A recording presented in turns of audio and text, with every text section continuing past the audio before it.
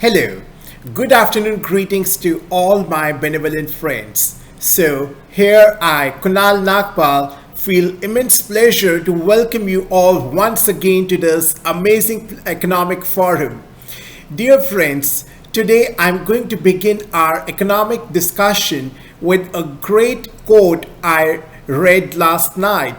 It's so interesting and so overwhelming, and it's so far-sighted. When I read this quote, I felt really very delighted. And it is so thought-provoking that it will help you to inculcate this particular philosophy in every aspect of your life. The quote is, "The best math you can learn is how to calculate the future cost of your current decisions."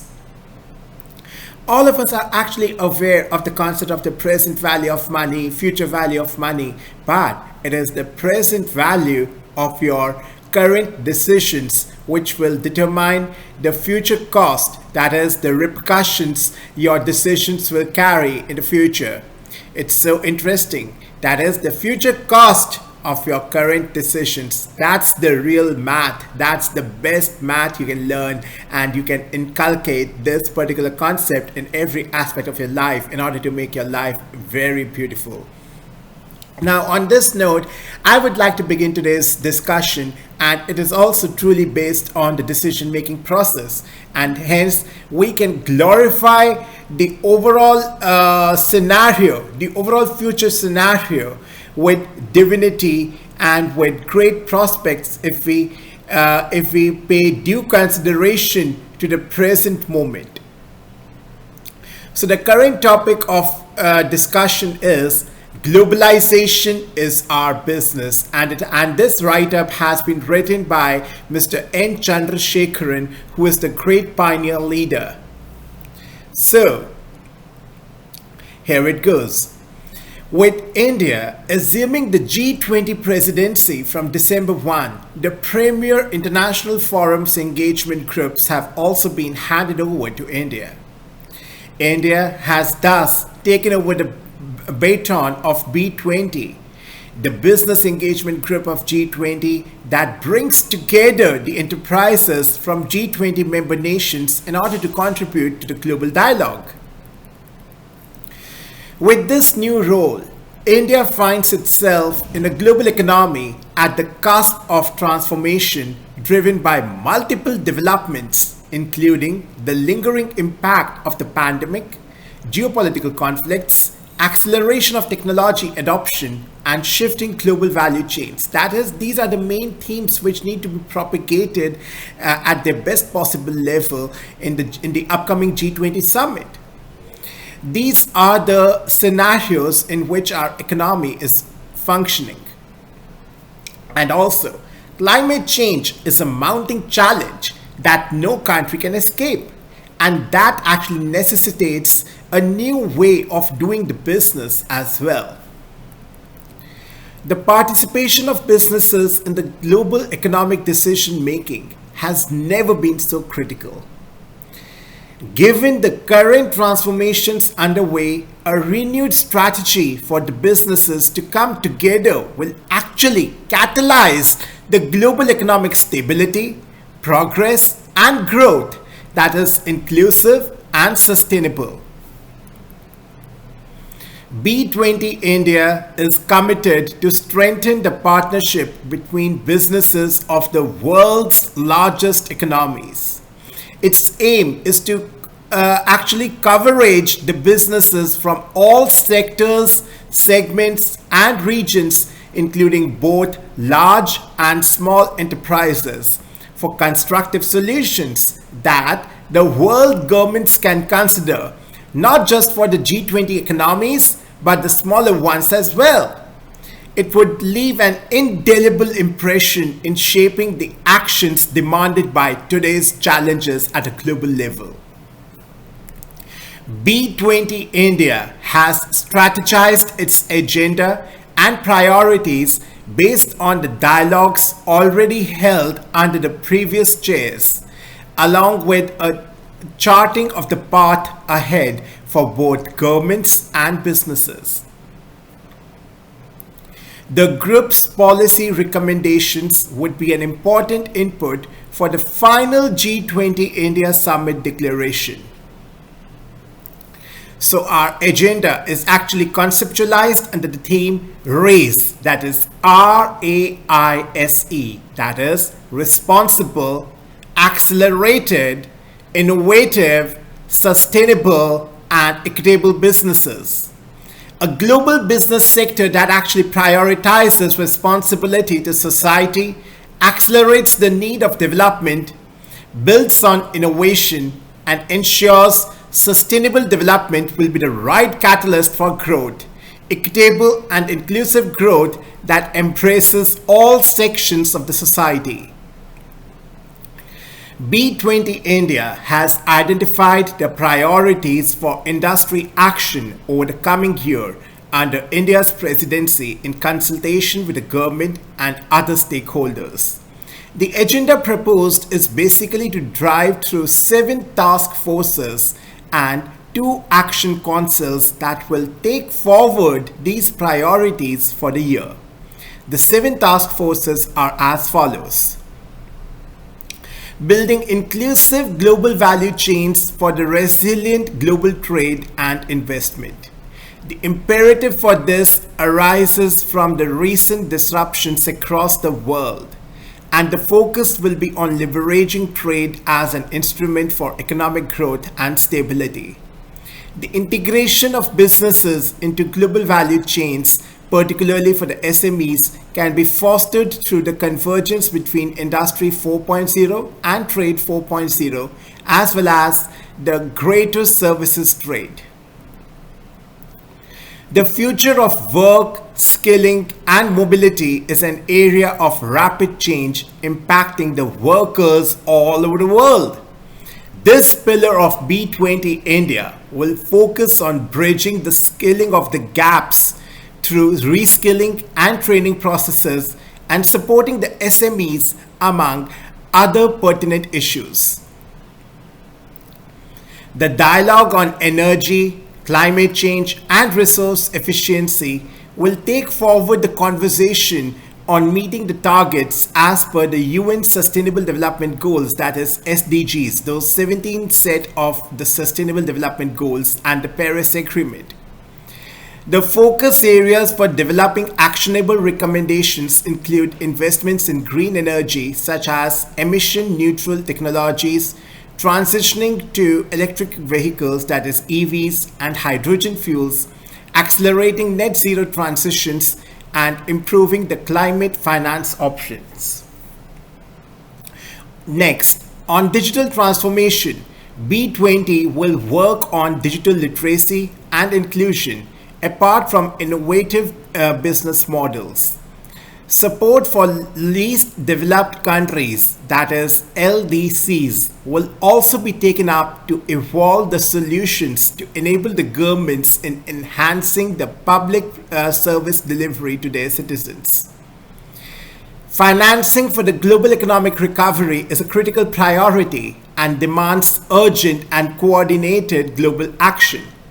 Empowering the SMEs through access to finance as well as the long-term capital for infrastructural development are some of the themes of this priority agenda. This means working on the developing of the policy recommendations on debt servicing, climate financing, and financial inclusion. Tech, innovation, and R&D are the key drivers of growth and inclusion. Through public-private partnerships, that is the PPPs, how to stimulate the research and development, leveraging network infrastructure, and strengthening the global intellectual property regime to facilitate innovation will be some of the issues that B20 India will consider. Next, even the topic of financial inclusion for economic empowerment would share the best practices and innovations for affordable financial solutions, particularly for the MSMEs. Access to the financial products and financial literacy needs to be expanded to empower the citizens and businesses across the world and digital technologies can help in this effort. The action councils have been designed to drive the business operation in two new important areas for B20: on environmental, social, and governance areas for businesses with a focus on sustainability, integrity, and compliance, along with affordable and accessible health and education for all. Proposal to support the African continent through business integration. So with this, B20 India would have a comprehensive business agenda for global growth. Business is an accelerator for growth, and as B20, India must jointly ensure it is a force of inclusive development and contributes to solutions for the challenges that the world faces today. B20 India looks forward to shaping the agenda for the businesses over the year and hence synergizing with G20 deliberations with all partners on the platform. So this basically forms the basic agenda of B20 along with the G20 deliberations, and the core of this is effective and efficient decision-making process. The quote with which we had begin our economic discussion of today, that is, the best math you can learn is actually how to calculate the future cost of your current decisions. That's actually the excellent philosophy which all of us can inculcate in our respective lives. Now, dear friends, we are going to discuss next important aspect, that is, in terms of the global petrochem demand. Mr. Puri states that Mr. Hardeep Singh Puri states India will contribute nearly 10% to the incremental growth of global petrochem demand. India, whose per capita consumption is significantly lower than that of the developed countries, will actually contribute 10% of the incremental growth of the global petrochemical demand. Oil Minister Mr. Hardeep Singh Puri has said. Petrochemicals, which turn oil and gas into all sorts of daily products such as plastics, fertilizers, packaging, clothing, digital services, medical equipment, detergent, or tires, are rapidly becoming the largest driver of global oil consumption. They are said to account for more than a third of the growth in oil demand by 2030 and nearly half by 2050, ahead of trucks, aviation, and shipping, according to the IAE. India is poised to grow strongly from this current level of only 4% of global capacity to satisfy the increasing domestic demand. The petrochemical market size is currently about 190 billion US dollars, whereas the per capita consumption of petrochemical segments is significantly lower compared to that of the developed economies. And this gap offers substantial space for demand growth and investment opportunities, Mr. Puri said while addressing the plenary session at the 7th Petrochemical Conclave. India, the world's third largest energy consumer, is also focusing on becoming a global petrochemical manufacturing hub. One of the most important factors driving the growth of the petrochemical industry is the increasing demand for the petrochemical products from a growing population and a rapidly expanding economy. India would contribute nearly 10% to the incremental growth of the global petrochemical demand, Mr. Puri stated, according to a statement issued by the Indian Oil Corporation.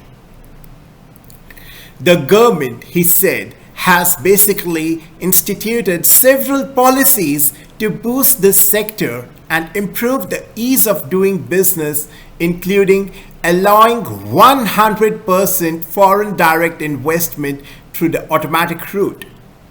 Speaking on the occasion, Minister of State for Petroleum and Natural Gas, Mr. Rltd, said the sectors like petrochemicals have contributed a lot to the GDP success story and shall continue to add value in the future as well.